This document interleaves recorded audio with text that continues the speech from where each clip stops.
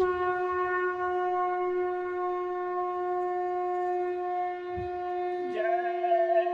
गुरुदेव। जय गुरुदेव।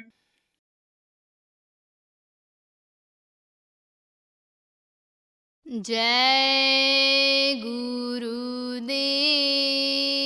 जय गुरुदेव।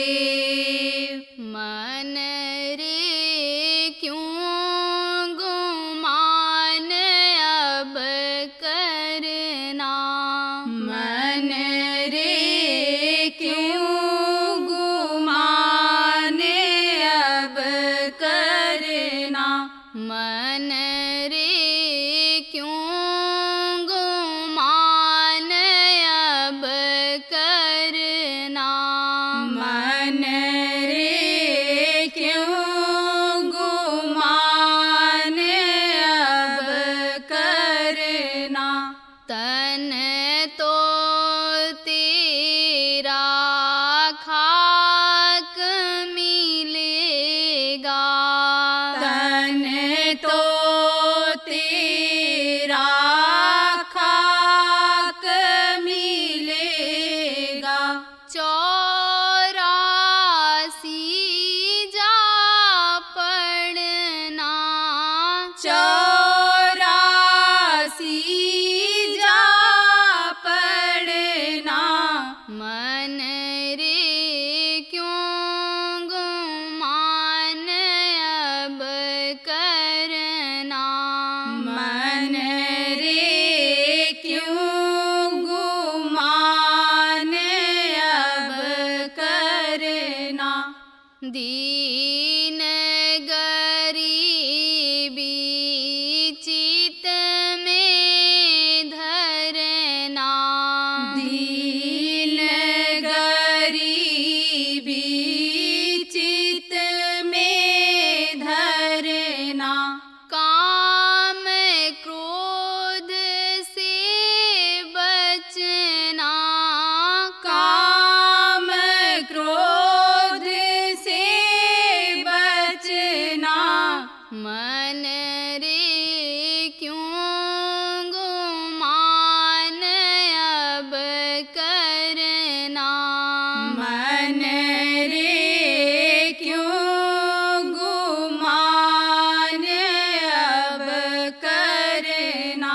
प्रीति प्रतीत गुरु की करना, प्रीति प्रतीत गुरु की करना। नाम रसायन घट में जरना, नाम रसायन घट में जरना, मन रे क्यों गुमान अब करना, मन रे क्यों गुमान अब करना। मन मलिन के कहे ना चलना, मन मलिन के कहे ना चलना। गुरु का वचन ही बीच रखना, गुरु का वचन ही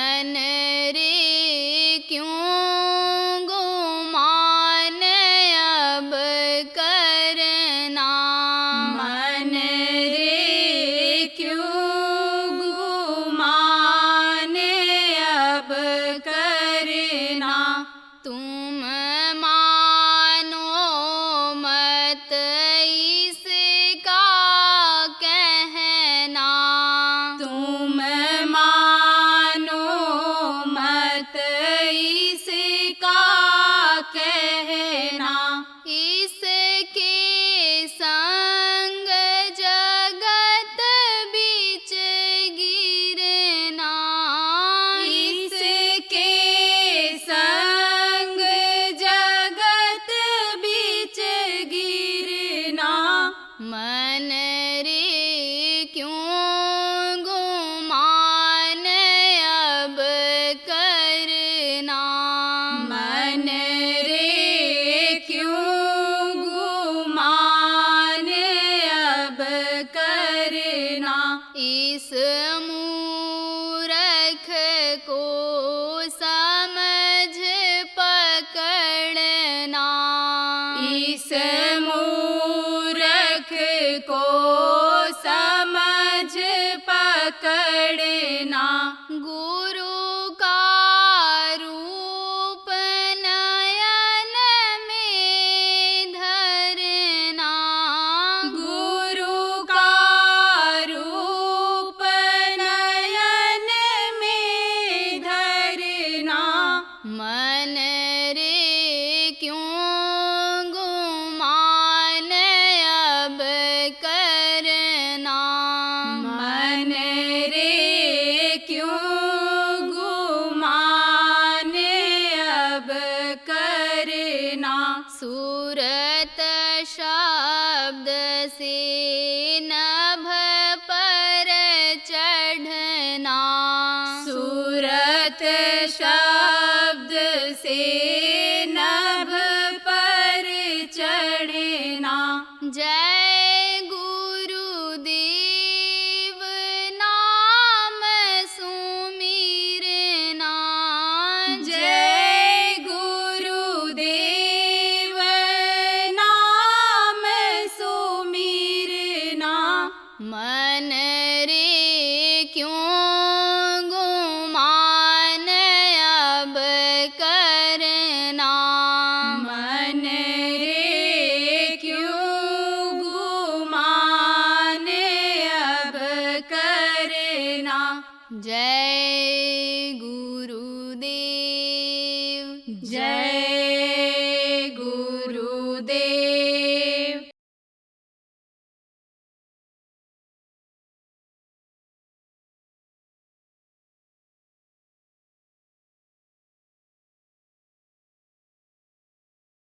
आप नष्ट जब होंगे, ब्रह्म का पोष खत्म होगा, तब आप ये समझो कि माघ में अघ पाप खत्म होंगे और ब्रह्म का पोष खत्म होगा, और आप ये समझो तब फागुन यानी आप बन जाओगे कि उनके गुण आप में आ जाएंगे। किसके गुण? जैसे मैंने आपको बताया कि भजन करने से यानी ये जो नाम की कमाई है इसको करने से क्या होता है कि प्रभु की ताकत इस जीवात्मा में आ जाती है। बड़ी बड़ी दिव्य लोकों की रचना, देवी देवताओं की रचना ये जीवात्मा कर सकती है, जो आपके अंदर, हमारे अंदर, ये इन्हीं दोनों आंखों के बीच में बैठी हुई है। लेकिन ये होगा कैसे? देखो प्रेमी, सिख धर्म के मानने वाले आज नानक देव जो गुरु थे, संत मत के दूसरे गुरु वही हुए हैं, उनका आज जन्मदिन मना रहे हैं। आज ही के दिन वो जन्म लिए थे।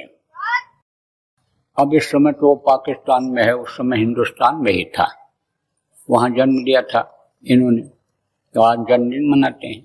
तो पूरा इतिहास बताने का समय तो इनका नहीं है, लेकिन आप ये समझो जो वो उपदेश दे करके गए वो आज बताने और सीखने की जरूरत है। देखो जितने भी संत आए, संतों ने कोई भेदभाव नहीं रखा, और संत मत जो होता है एक ही मत होता है वो, और उसका जो सिद्धांत और वसूल होता है वो एक ही होता है, उसमें बदलाव नहीं आता है। बाकी ये जो आदमी अपना मत बना लेता है इसमें बदलाव उतार चढ़ाव आ जाया करता है। वो तो तौर से बताऊं, जैसे ये कथा भागवत होता है, अब उसमें ये सामान लिखा देते हैं। अब कोई सामान अगर उसमें नहीं मिला, कहो महाराज नहीं मिला, ये सामान नहीं मिल रहा, अच्छा कोई बात नहीं, चल जाएगा।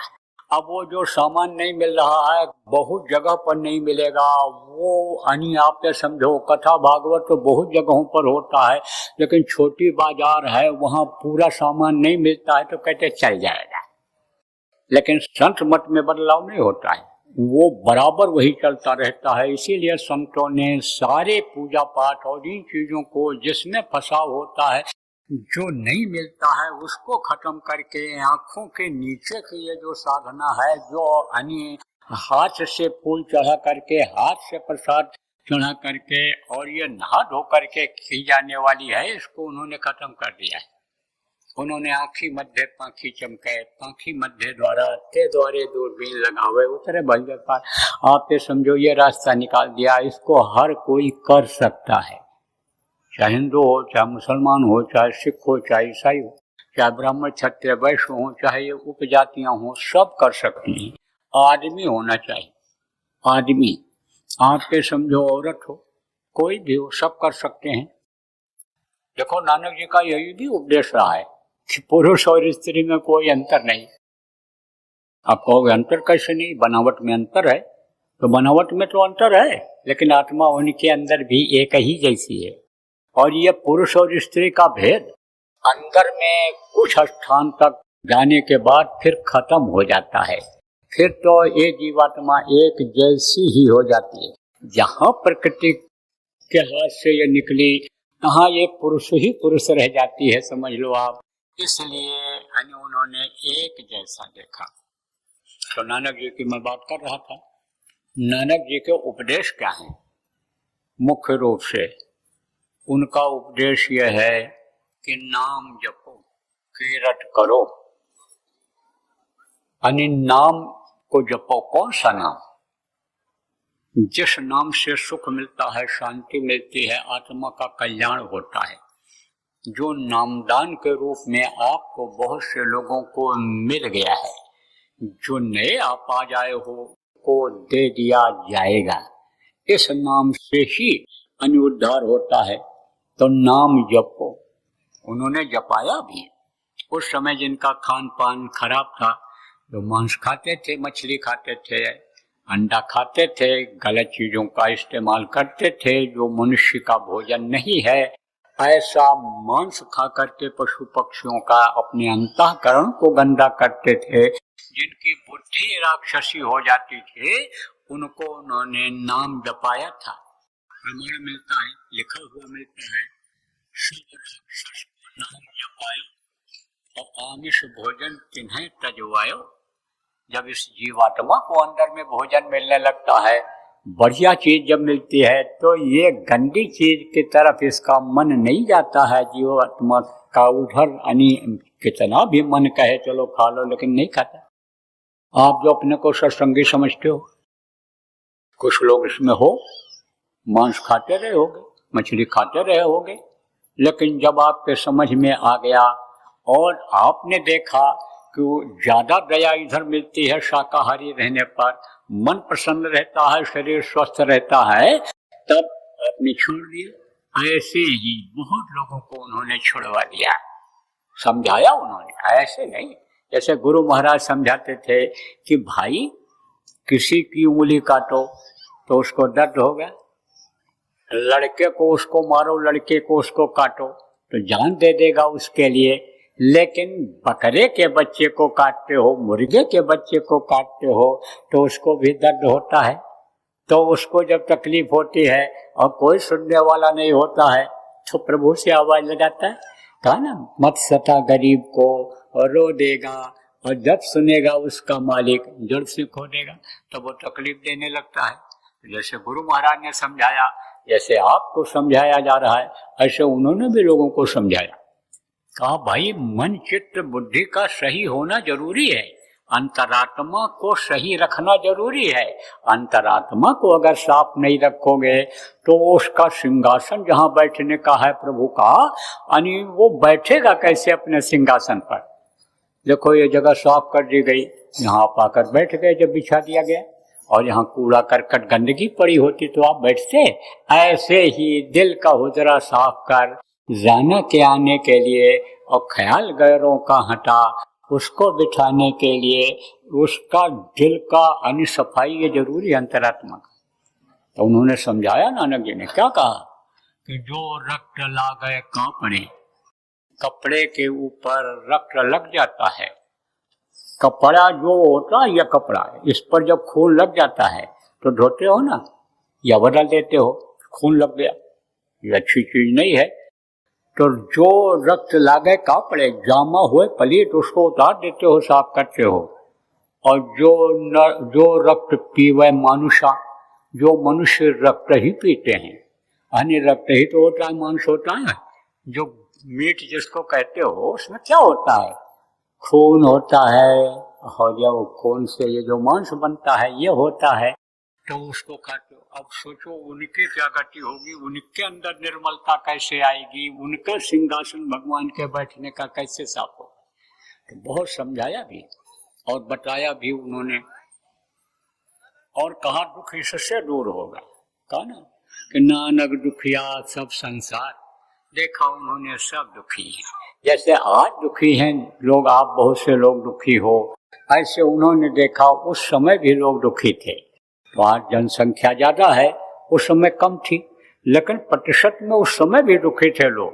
तो बोले देखो सब दुखी हैं इस समय, बहुत नानक दुखिया सब संसार दुखी है। राजा दुखी है, प्रजा दुखी है, किसान दुखी हैं, व्यापारी दुखी हैं, कर्मचारी दुखी हैं, सब तो दुखी हैं। दुख भरा ही संसार है। तो सुखी कौन, जो नाम आधार। उन्होंने कहा नाना दुखिया सब संसार, सुखी वही जो नाम आधार, जो नाम को पकड़ लेता है, नाम की डोर को पकड़ लेता है, वही सुखी हो जाता है।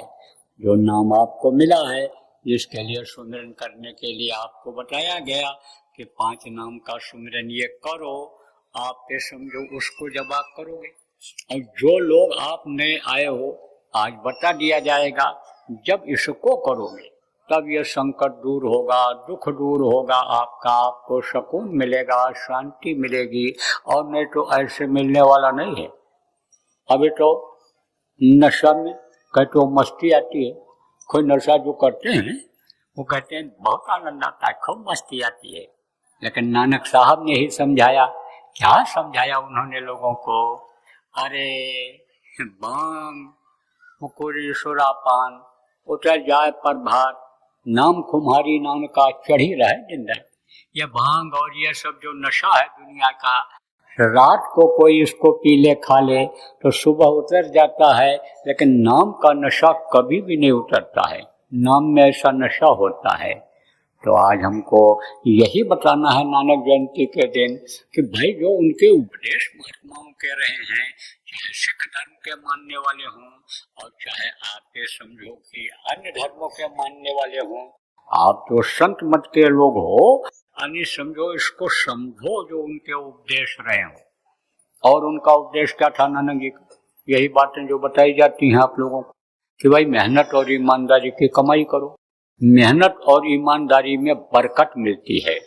आपको 10 लाख रुपया दे दिया जाए और बरकत छीन लिया जाए तो खत्म हो जाएगा, महीना भर के अंदर खत्म हो जाएगा। और 1 लाख रुपया दे दिया जाए तो आप उसी में 2 महीना खाओगे, आराम से समय निकलेगा आपका, और आखिर में थोड़ा बहुत बच भी जाएगा। तो ऐसे ही इसको कहते हैं बरकत। तो मेहनत और ईमानदारी की कमाई में बरकत मिलता है। तो उन्होंने मेहनत और ईमानदारी की कमाई लोगों को सिखाया। इसीलिए देखो बहुत से लोग यानी जो सिख धर्म के मानने वाले हैं, गुरु के निमित्त 10वां अंश निकालते हैं, उसी से वो भंडारा जगह जगह पर करते हैं। आप समझो गुरुद्वारे जगह जगह बने हुए हैं, वहाँ निःशुल्क खिलाते हैं, उसी से कि भाई हमारा इसमें जो लेना देना है, जो कर्मों का कर्जा है वो आधा हो जाए, उससे उनको बरकत मिल जाती है। छोटी से छोटी कमाई वाले लोग, छोटे से छोटे धंधा करने वाले सिख धर्म के लोग देखो कितना तरक्की कर गए, खूब कमाया उन्होंने, लेकिन वो उसी में फंस गए। अब वो असली चीज को छोड़ दिया उन्होंने। तुम नाम जपन क्यों छोड़ दिया? नाम को जपना उन्होंने छोड़ दिया। बस वो तो जो 10वें गुरु थे उनके, और ये बता करके गए कि ये गुरु ग्रंथ तुम्हारा गुरु है, तो बस उसी को पढ़ करके और कहते हैं कि बस इसी से हम पार हो जाएंगे। अरे भाई, किताबें पार कर सकते हैं किसी को, किताब किसी को नहीं पार कर सकती है। किताब में जो लिखी हुई चीज है वो पार करती है। देखो आप ये समझो प्रेमियों कि किताबों में ये दवा का नाम लिखा हुआ होता है, लेकिन वो किताब घोर करके पी जाओ कि इसमें बहुत सारी दवाओं का नाम लिखा हुआ है और हमारा मर्ज ठीक हो जाए, तो ठीक हो सकता है? नहीं हो सकता है। उसमें जो दवा लिखी हुई है उस दवा को जब खाओगे तब आपका मर्ज ठीक होगा। इसलिए उसमें जो लिखा हुआ है, नाम को उन्होंने प्राथमिकता दी है। और जितने भी संत आए, चाहे हमारे गुरु महाराज जैसे महान संत धरती के रहे, सभी लोगों ने नाम के बारे में बताया, नाम के महत्व को बताया, नाम को जपने के लिए बताया, नामी को याद करने के लिए, नामी को देखने के लिए, नाम जहाँ से निकल रहा है उस प्रभु की आवाज को सुनने के लिए बताया। और क्या उन्होंने बताया? कहा हरि व्यापक सर्वत्र समाना। जो गोस्वामी जी महाराज ने कहा कि वो प्रभु सब जगह विराजमान है। घट घट जिसके लिए कहा मीरा ने कि घट घट मेरा साइया, सोनी सेज न कोई, और बलिहारी हुआ घट का जा घट प्रगट हो। मीरा ने कहा सबके घट में वो विराजमान है। कहा कण कण में, महात्माओं ने कहा कण कण में वो प्रभु है, जगह जगह पर, खट खट में, खंभ में, सब जगह प्रभु, हम में तुम में सब जगह वो प्रभु है। तो ये किसके लिए है? जो देखा वो समझता है, उसके लिए कहा कि उसने देखा। जो प्रापर सोई जाना, जिसको मिला वही समझा।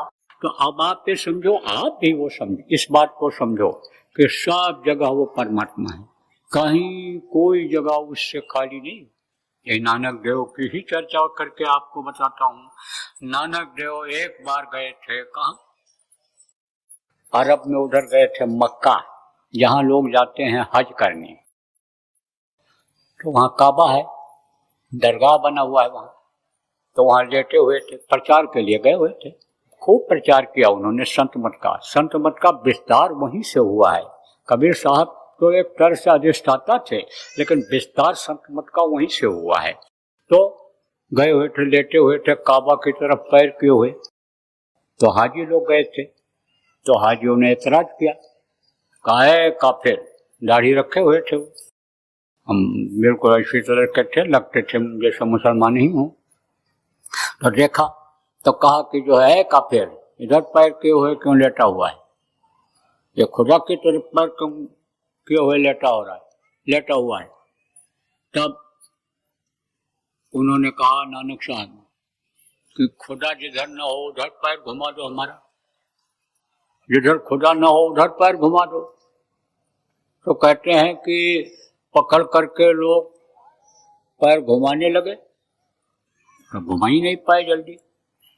फिर उन्होंने कहा भाई अब ये सवाल का जवाब तो नहीं मिल रहा है इनको, ये समझेगा तो कि पहलवान है ये, लेकिन सवाल का जवाब नहीं मिल रहा है वो। उन्होंने सोचा, पैर ढीला कर दिया। अब एक बहुत साधारण आदमी ने घुमा करके दूसरी तरफ कर दिया। तब उन्होंने कहा देखो इधर काबा है कि नहीं है, खुदा इधर है कि नहीं है। देखा तो काबा उधर ही दिखाई पड़ा। फिर दूसरी तरफ घुमाया तो फिर काबा उधर दिखाई पड़ा। चारों तरफ घुमाया। तब बोले अब तो आप तो पूरे फकीर हैं, जिनकी मुझे खोज करने को थी वो तो आप मिल गए। तो अब आप इस बात को समझो कि सब जगह वही है, लेकिन प्रेम के प्रकट हुए में जाना, हमारे अंदर भी वही है, उसके अंदर भी है, लेकिन उससे प्रेम तो हो प्रभु से। प्रभु से प्रेम छूट गया। किससे प्रेम हो गया? आदमी के देह से प्रेम हो गया, औरत को पुरुष से प्रेम हो गया, पुरुष को औरत से प्रेम हो गया। गोस्वामी जी महाराज आप ये समझो पूरे संत थे, उन्होंने बहुत सी चीजें ऐसी लिखी कि जो लोगों के समझ से बाहर हैं। जो संतों की भाषा में उन्होंने लिखा, संत आए जब तब उन्होंने समझाया उनके जाने के बाद। वो भी आसक्ति में आ गए थे। किसमें? औरत के। औरत को देखा सुंदर है, सुंदर शरीर है, हाँ तो समझो कि इतिहास उनका आप पढ़े लिखे लोग हो, भाग करके गए रात को, कैसे कैसे नदी पार करके, सांप को पकड़ करके, चढ़ करके कैसे गए। फिर जब उसने कहा, ज्ञानी थी वो, ज्ञान अलग होता है, वेदता अलग होती है, पढ़ना लिखना चातुरी, यह तो काम सहज, काम जलन मन बस करन गगन चढ़न मुश्किल कहा गया ना। कि पढ़ना लिखना एक चातुरी है, लेकिन काम को जलाना, काम किसको कहते हैं? जहां तक इच्छा जाती है। काम एक तो काम वासना होती है, पुत्र को पैदा करती है, और एक काम की इच्छा यानी होती है कि हम ये काम करें, दुनिया की इच्छा होती है। वो काम, जिस काम के करने से दुनिया मिलती है, यश मिलता है, धन दौलत मिलता है, ये काम वो होता है। तो अब आप ये समझो कि यानी इससे ज्ञान मिलता है। ज्ञानी अलग होता है, अव्ययता अलग होती है। तो ज्ञानी थी। तब उसने कहा अस्ति चरम मम देह में, और तामे ऐसी प्रेम, यानी हमारे यानी अस्थि और ये चर्म से आपको इतना प्रेम है, इतना प्रेम अगर आप उस प्रभु से करते तो उसका दीदार हो जाता। सब कुछ आपके हाथ में होता, चार पदार्थ का चलता के अर्थ धर्म काम मोक्ष सब कुछ होता।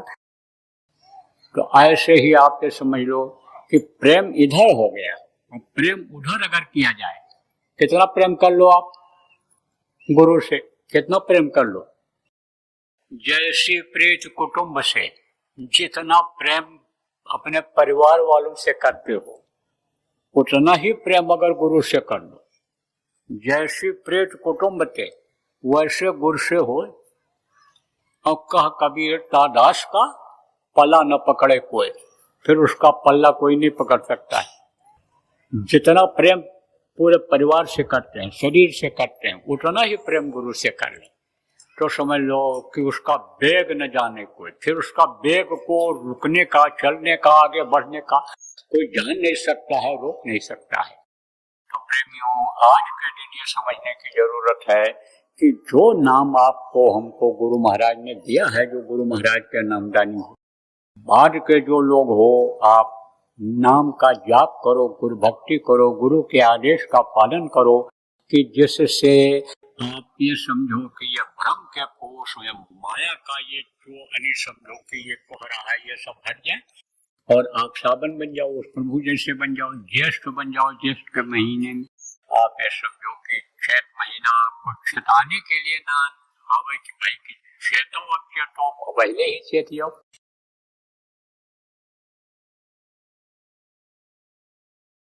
छोटे बच्चों की आदत डालो। किस चीज की आदत डालो? ज्ञान भजन की नहीं करेंगे, नामदान वो सुन के भेजाएंगे तो वो याद तो कर लेंगे, लेकिन करेंगे नहीं। क्या करेंगे? वो नाम धुनी करेंगे। तो जय गुरुदेव नाम जब रट जाएगा तो कहीं मुसीबत में भी अगर जय गुरुदेव नाम मुंह से निकल गया तो आपकी जो ये चिंता बनी रहती है कि पढ़ने के लिए बच्चा जा रहा है, ठीक ठाक वापस आएगा नहीं आएगा, जो फिक्र बनी रहती है कि आज के युग में पता नहीं कौन शराब पी करके बाइक चला दे, चढ़ा दे, गाड़ी चढ़ा दे, क्या कर दे। उस समय भी बचत गुरु महाराज की दया से प्रेमियों, बच्चों और बच्चों, उन बच्चों का अगर मुंह से जय गुरुदेव नाम निकल गया तो बचत हो जाएगी। इसलिए आदत डालो। जय गुरुदेव। सरकारी व गैर सरकारी अनुदान के लिए बिना सत्संगियों के सहयोग द्वारा जनहित के कार्यों में लगी हुई बाबा जय गुरुदेव धर्म विकास संस्था का मुख्यालय पिंगलेश्वर रेलवे स्टेशन के सामने मक्सी रोड, उज्जैन, मध्य प्रदेश में है। यहाँ पर सत्संग व नामदान का कार्यक्रम होता रहता है। अतः आप श्रोताओं से अनुरोध है कि बाबा उमाकांत जी महाराज के आश्रम उज्जैन एक बार परिवार सहित जरूर पधारिएगा। आपके सुझाव के लिए व्हाट्सएप नंबर 9575600700। जय गुरुदेव।